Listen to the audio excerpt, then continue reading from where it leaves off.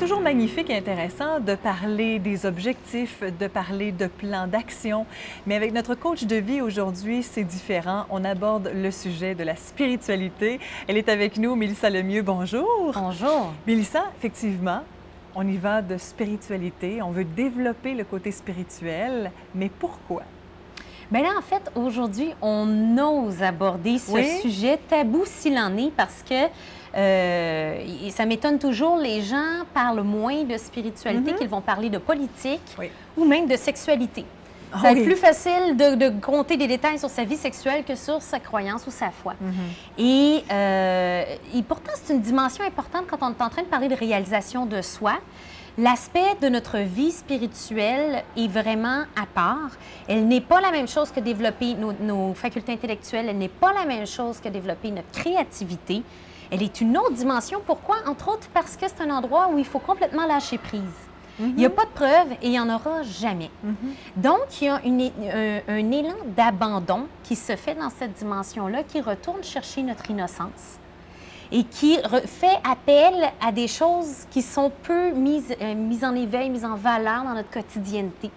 Alors, il y a un retrait et une réflexion qui s'installe dans notre pratique spirituelle. Et là, je tiens à faire une distinction. Je ne suis pas en train de parler d'une religion en particulier. Non. À chacun ses croyances et peu importe la personne à qui je m'adresse, je crois que c'est important d'avoir quand même un cadre, de la façon dont on perçoit notre univers, finalement. Oui. Là où ça vient jouer, c'est entre autres dans toute la dimension de notre contribution. Et si on parle contribution, on retourne à notre mission de vie pour se réaliser pleinement, pour vraiment avoir le sentiment de laisser un héritage valable à la fin de notre vie. Il y a un aspect où on doit se connecter avec le reste du monde, se mettre en réseau. On est une petite bête sociale, hein, en bout de ligne. Alors, si on agit comme un individu indépendant et déconnecté du reste de l'univers, puis que, bon, on est en train de développer ses talents, développer sa créativité et tout ça, il nous manque quelque chose de très nourrissant. Il manque l'essence. Et ça se loge dans notre vie spirituelle. D'accord. Alors, c'est quelque part nos valeurs qui baignent là-dedans. C'est tout ça, finalement. Là. C'est le cœur de qui l'on est et qui l'on veut devenir. Oui.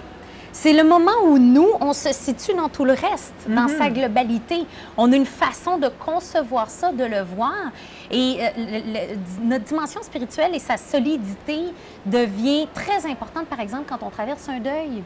Et il y a une information, je pense, qui est importante à savoir, c'est que la foi, quelle qu'elle soit, est un des 3 critères importants d'une mort sereine. Ah oui, effectivement. Alors, ça joue un gros enjeu. Ce voyage-là, à la naissance, on le fait nu et seul. On arrive dans le monde avec notre petit bagage de notre conscience et c'est comme ça qu'on repart de l'autre côté. Et ce que vous allez avoir meublé entre les deux, peu importe ce que vous croyez dans vos croyances à vous qu'il y ait après la mort, ce qui va rester à ce moment-là, le regard que vous allez avoir sur votre vie avant de mourir, va être enrichi par tout ce que vous allez avoir meublé dans votre vie spirituelle. Ça donne un sens plus profond à notre existence, évidemment. Oui. Alors, maintenant, comment on fait? Parce qu'il y a des gens qui vont dire, bon, ben moi, je fais de la méditation, moi, je vais à l'église. Alors, il y a différentes façons d'inclure la spiritualité dans notre vie. Il y en a qui sont athées, hein, mais qui ont une forme de spiritualité. Alors, comment on fait? Comment on fait? C'est encore là, c'est à peu près tout ce qu'on veut développer dans notre vie finit par se distiller à une question d'habitude. Donc, au quotidien, ça veut dire quoi donner de la place à sa spiritualité? Ça veut dire, entre autres, une pause, un arrêt, laisser fleurir le silence et la réflexion. Ça veut dire qu'il y a un moment dans notre journée qui doit être réservé à la dimension, j'inclus la spiritualité dans la dimension du soi, dans sa croissance. Ça prend vraiment un petit espace sacré pour pratiquer ça. Alors, si vous avez une grande maison, vous pouvez dédier un endroit où les gens de votre famille savent que quand vous allez là, vous ne voulez pas être dérangé. Et où ça peut être, si vous avez seulement un petit appartement, un coin. Un petit endroit décoré à votre façon, si vous pouvez utiliser des symboles selon vos croyances. Et bref, vous vous réservez un espace qui va vous aider à rentrer dans un état d'esprit, d'une ouverture de votre conscience. Et je vous invite à y aller quotidiennement. Au début, c'est très déstabilisant, en fait, de faire ça, parce que là, on n'a rien à faire. Hein? On est là un peu devant un silence, devant un moment où on est remis à soi-même et c'est pas toujours confortable, on se retrouve connecté à nos sensations. On n'est pas devant la TV, on n'est pas en train de se divertir. Il y a un lien qui se crée en nous qui est important. Très difficile à faire, étant donné qu'il y a tellement de choses autour de nous qui nous stimulent, hein? Téléviseur, musique, bon, alors il y en a et c'est toujours présent et tellement qu'on oublie ce silence-là qui est important. Et ça, c'est déroutant. Oui. On oublie, et c'est même vrai dans certaines de nos relations, la présence. Et là, dans cette dimension-là, c'est la présence à soi. Oui. Si on est en train de parler de couple, si on est en train de parler de la famille, c'est une présence à l'autre.